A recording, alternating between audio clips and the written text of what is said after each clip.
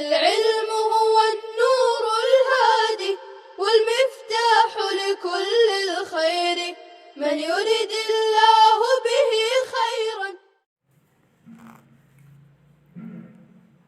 بسم الله الرحمن الرحيم. الحمد لله رب العالمين والصلاة والسلام على سيد المرسلين وعلى آله وأصحابه الطيبين الطاهرين.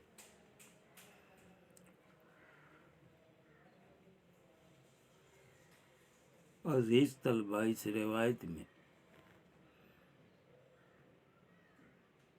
آخر کے راوی ہیں حکیم بن جابر، جو اپنے والد حضرت جابر سے روایت کرتے ہیں. وہ جابر کہتے ہیں دخلت علی النبی صلی اللہ علیہ وسلم، کہ میں آپ صلی اللہ علیہ وسلم کے پاس آیا. فرأیت عنده دباء یقطع یا یقطع، میں نے دیکھا کہ وہاں حضور کے پاس کدو ہیں جو ٹکڑے کیے جا رہے ہیں. کدو کے چھوٹے چھوٹے ٹکڑے کیے جا رہے تھے. یقطع تختی سے قاش قاش کرنا، ٹکڑا ٹکڑا کرنا. فقلت، میں نے کہا ما ھذا، یہ کیا، یعنی ایسا کیوں کیا جا رہا ہے، یہ کیوں کر رہے ہیں؟ تو جواب دیا، فرمائے نکثر بہ طعامنا، اس کے ذریعے ہم اپنے کھانے کو بڑھاتے ہیں. مطلب یہ ہے کہ کھانے میں جو گوشت وغیرہ کا سالن ہو، اس میں کدو ڈال دینے سے برکت ہو جاتی ہے، سالن بڑھ جاتا ہے. ہم اس سے سالن میں اضافہ کرتے ہیں. معلوم ہوا کہ گوشت وغیرہ کا سالن ہو مگر اس میں کدو وغیرہ ڈال لیں تو ذرا برکت ہو جاتی ہے، سالن بڑھ جاتا ہے. اپنے لیے، مہمان پڑوسیوں کے لیے اس میں گنجائش نکل آتی ہے، لہذا ایسا کرنا چاہیے. آگے حضرت امام ترمذی کہتے قال ابو عیسیٰ وجابر ھذا ہوا جابر بن طارق، کہ یہ حکیم بن جابر جو راوی ہیں، اس میں جابر سے مراد کون جابر ہیں؟ کہتے وہ جابر بن طارق ہے، طارق کے بیٹے جابر ہیں. انہیں ابن ابی طارق بھی کہا جاتا ہے. وہ صحابی رسول میں ایک شخص ہیں. امام ترمذی کہتے وَلَا نَعْرِفُ لَهُ إِلَّا هَذَا الْحَدِيثَ الْوَاحِدَ، اور ہم ان کے لیے نہیں جانتے مگر یہ والی ایک حدیث، بس یہ والی ایک حدیث میرے علم میں ہے کہ انہوں نے روایت کی ہے، جابر بن طارق. اسی طرح ابو خالد ہیں، سند میں ابو خالد اسماعیل بن ابی خالد ہے، جو حکیم بن جابر سے روایت کرتے. وہ ابو خالد کون ہے؟ ان کا تعارف کرائے کہ ان کا نام سعد ہے.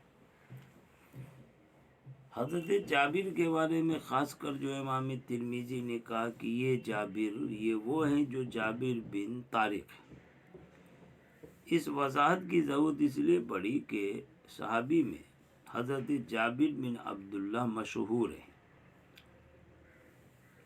صحابہ میں کثیر الروایت صحابی ہے وہ، اور جب مطلقاً جابر کا ذکر ہوتا ہے تو مراد وہی ہوتے ہیں محدثین کے. مطلق جب جابر بولا جائے تو مراد جابر بن عبداللہ ہوتے ہیں. اس لیے امام ترمذی نے وضاحت کر دی کہ یہاں جابر جو مطلقاً ہے، اس سے مراد وہ جابر بن عبداللہ نہیں ہے، بلکہ اس روایت میں جو جابر ہیں وہ جابر بن طارق ہیں، جابر بن عبداللہ نہیں ہے. غلط فہمی نہ ہونی چاہیے. آگے کی روایت ہے، اس روایت میں حضرت اسحاق بن عبداللہ بن ابی طلحہ کہتے ہیں کہ انہوں نے انس بن مالک کو فرماتے ہوئے سنا ان خیاطا دعا رسول اللہ صلی اللہ علیہ وسلم لطعام صنعہ، کہ ایک ٹیلر درزی نے آپ صلی اللہ علیہ وسلم کو دعوت دی کھانے کی جو اس نے خود بنائی پکایا تھا. ایک خیاط درزی نے حضور کو دعوت دی، بلایا ہے کھانے کے لیے، صنعہ جو اس نے بنایا تھا. قال انس، حضرت انس بن مالک کہتے ہیں فذهبت مع رسول اللہ، پس میں بھی آپ صلی اللہ علیہ وسلم کے ساتھ اس کھانے پر چلا گیا. معلوم ہوا کسی کو دعوت تو اور اس کے ساتھ ایک آدھ تو فعل خادم وغیرہ اگر اصل مدعو کے ساتھ دعوت پہ چلا جائے تو اس میں کوئی حرج بھی نہیں، لیکن ہاں دیکھ لینا چاہیے کہ جس کو دعوت دی گئی ہے اس کی شان، اس کی عزت کیسی ہے، اس کے ساتھ جانے والوں پر دعوت دینے والے کو، گھر والے کو کوئی ناراضگی تو نہیں ہوگی، یا اس کے یہاں کوئی تنگی تو نہیں آئے گی، پریشانی تو نہیں ہوگی۔ اگر اس طرح کا کوئی شبہ ہو تو پھر میزبان کو کہہ دینا چاہیے کہ بھائی میرے ساتھ ایک دو آدمی اور بھی رہیں گے، تاکہ اس کو انتظام میں کوئی تکلیف نہ ہو۔ بہرحال کہتے حضرت انس کہ حضور کو دعوت دی، میں بھی حضور کے ساتھ اس کھانے پر چلا گیا، فقرب الی رسول اللہ صلی اللہ علیہ وسلم، پس اس درزی نے حضور کے قریب کیا میزبانی کے لیے خبزا من شعیر، جو کی روٹی، و مرقن، اور کچھ شوربہ جس میں دبا کدو تھا، وہ قدید، اور گوشت کا ٹکڑا تھا، یعنی گوشت اور کدو ڈال کر کے سالن بنایا گیا تھا۔ وہ سالن اور جو کا خبز، جو کی روٹی حضور کے سامنے کھانے کو انہوں نے پیش کیا۔ قال انس، حضرت انس کہتے میں نے دیکھا آپ صلی اللہ علیہ وسلم کو یتتبع الدبا، کہ آپ کدو ڈھونڈ رہے، تلاش رہے، حوالی الصفا، حوالی الصحفہ، قصع کے معنی پیالے کے اطراف میں، یعنی پیالے میں حضور اندر کدو کا ٹکڑا ادھر ادھر جو تھا وہ ڈھونڈ ڈھونڈ کر نکال رہے، کھا رہے ہیں۔ جو میں نے حضور کو اس طرح کدو ڈھونڈ ڈھونڈ کر نکالتے اور کھاتے دیکھا، فلم ازل احب الدبا من یومئذ، تو اس دن سے برابر میں کدو کو محبوب رکھنے لگا، حضور کی وجہ سے مجھے بھی کدو پسند ہو گیا، حضور کی سنت کی اتباع۔ قدید کا جو لفظ تھا یہ فعیل کے وزن پر مفعول کے معنی میں، یعنی گوشت کا ٹکڑا کیا ہوا۔ یہ جو حضرت انس کہتے ہیں کہ حضور کو دیکھنے سے اس دن سے برابر میں کدو سے محبت کرنے لگا، یہ محبت شرعی محبت نہیں ہے بلکہ طبعی محبت، یہ طبعی محبت نہیں ہے بلکہ شرعی محبت ہے۔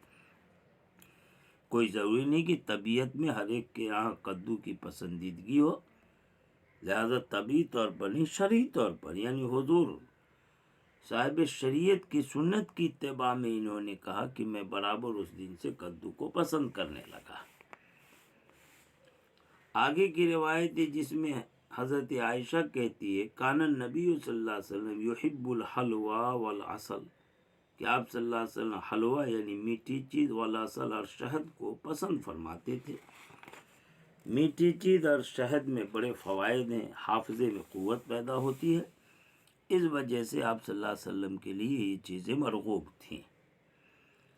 آگے کی روایت ہے جس میں حضرت ام سلمہ خبر دے رہی، بتا رہی کہ انہوں نے آپ صلی اللہ علیہ وسلم کے سامنے پیش کیا جنبم مشویہ، بھونا ہوا پہلو، جانور کے جسم کا پہلو والا حصہ گوشت کا، وہ بھونا ہوا تھا، نرم گوشت ہوتا ہے، حضور کے سامنے پیش کیا۔ فاکل منہ، حضور نے اس سے تناول فرمایا، کھایا، ثم قام الی الصلاۃ، پھر آپ نماز کے لیے کھڑے ہوئے، وما توضأ، حضور نے وضو نہیں کیا، پہلے سے باوضو تھے۔ اب بھنا ہوا کوئی سامان کھانا ہو آگ پر پکا ہوا تو کیا اس کو کھا لینے سے وضو ٹوٹ جاتا ہے؟ محدثین کی یہاں مسئلہ چلا ہے الوضو مما مست النار کا، کہ آگ جس کو چھو لے اس کو کھانے سے وضو کرنا ہے نہیں کرنا ہے۔ عام جمہور کے یہاں، احناف کے یہاں وضو ٹوٹتا نہیں ہے آگ پر پکی ہوئی چیز کھانے سے۔ یہ حدیث ہے بالکل صریح دلیل ہے کہ بھنا ہوا گوشت پہلو کا تھا، آگ پر پکا ہوا، حضور نے کھایا اور پہلے سے باوضو تھے، دوبارہ وضو نہیں کیا۔ اگر اس کو کھانے سے وضو ٹوٹتا تو حضور وضو فرماتے، لیکن وضو نہیں کیا۔ معلوم ہوا کہ آگ پر پکی ہوئی چیز کھانے سے وضو نہیں ٹوٹتا ہے۔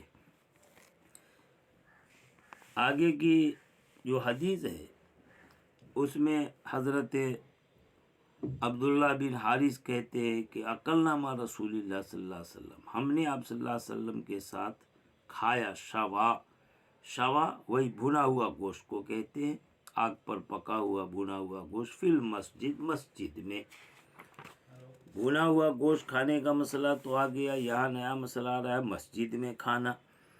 اس سے مسئلہ یہ معلوم ہوتا ہے کہ مسجد میں اگر کھایا پیا جائے تو اس میں کوئی حرج نہیں ہے، جائز ہے، مگر مسجد میں کھانے پینے کی عادت نہیں بنا لینی چاہیے۔ کبھی اتفاقاً آ گئے یا جماعت وغیرہ ہے یا مسجد میں قیام اعتکاف ہے تو وہاں کھائیں، اس میں کوئی حرج نہیں، مگر کھانے کی عادت مسجد میں نہیں بنانی چاہیے، مسجد کے ادب کے خلاف ہے۔ وآخر دعوانا ان الحمد للہ رب العالمین۔ السلام عليكم، لا تنسوا الاعجاب بالفيديو والاشتراك في القناة تشجيعا لنا لنستمر بنشر المزيد إن شاء الله.